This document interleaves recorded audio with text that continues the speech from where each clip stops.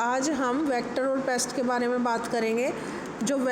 सबसे पहले रेट के बारे में बात करते हैं। तो चूहे जो होते हैं वो हमारी फसल को, फल फूल सब्जी और घर में रखे हुए गोदाम में अनाज को सबसे पहले हानि पहुंचाते हैं। तो भारत में जो रेट होते हैं उनकी 100 स्पीशीज़ पाई जाती हैं।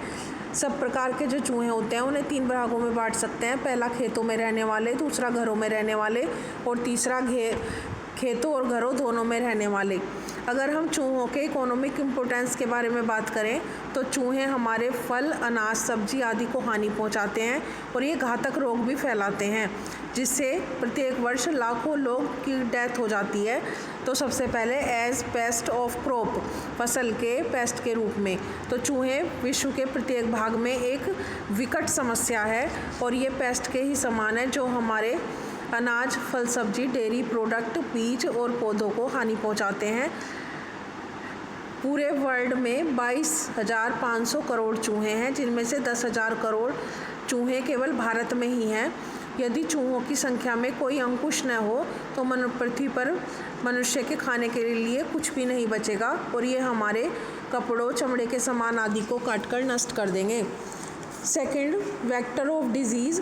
तो चूहे कम से कम 32 रोग फैलाते हैं, जिनमें से मेन प्लेग और टाइफस है, जिन रोगों से हर वर्ष लाखों व्यक्ति की डेथ हो जाती है। अगर हम इसके मेथड ऑफ रेट कंट्रोल के बारे में बात करें तो सबसे पहले है बाई अल्ट्रासोनिक वेज। तो अल्ट्रासोनिक रेज जो होती हैं वो चूहों को मारने का सुझाव दिया गया है। तो इनके यूज़ से मनुष्य को किसी प्रकार की हानि नहीं पहुंचती है। तो खेतों और मैदानों में इस विधि के प्रयोग से चूहों को मारा जा सकता है, लेकिन यह जो मेथड है वो बहुत ही ज़्यादा खर्चीला है। दूसरा, ट्रैप। तो चूहों को पकड़ने के लिए एक पुरानी विधि चली आ रही है। तो यह विधि घरों में चूहों को पकड़ने के काम आती है। तो इसमें ट्रैप यूज़ किए जाते हैं। पहला है बम्बो वो एंड एरो ट्रैप। ये दक्षिण भारत में प्रयोग किया जाता है। तो ये एक तिकोना बाँस है जो बिलों और चूहों के मार्ग में लगा दिया जाता है। तो जैसे ही चूहा भोजन के लिए बीच में आता है तो बाँस की जो स्ट्रिप होती है वो सीधी होकर चूहों को फंसाकर मार देती है। दूसरी है पोट ट्रैप्ड। ये 20 सेंटीमीटर और व्यास और 17 सेंटीमीटर ऊंचाई वाला मिट्टी का एक गोल बर्तन है और ढक्कन को मिट्टी पर इस प्रकार रखते हैं कि जरा सा हिलाने पर यह बर्तन के ऊपर गिर जाता है। तो चूहों के लिए है भोजन को ढक्कन और बर्तन दोनों में रखा जाता है। तो जैसे ही भोजन को छूता है ढक्कन गिर जाता है और चूहा उसमें फंस जाता है। तीसरा है बायोलॉजिकल कंट्रोल। तो बिल्ली, सांप, नेवले आदि पक्षियों से भी चूहों को मारा जा सकता है और ये चूहों को मारकर खा भी जाते हैं।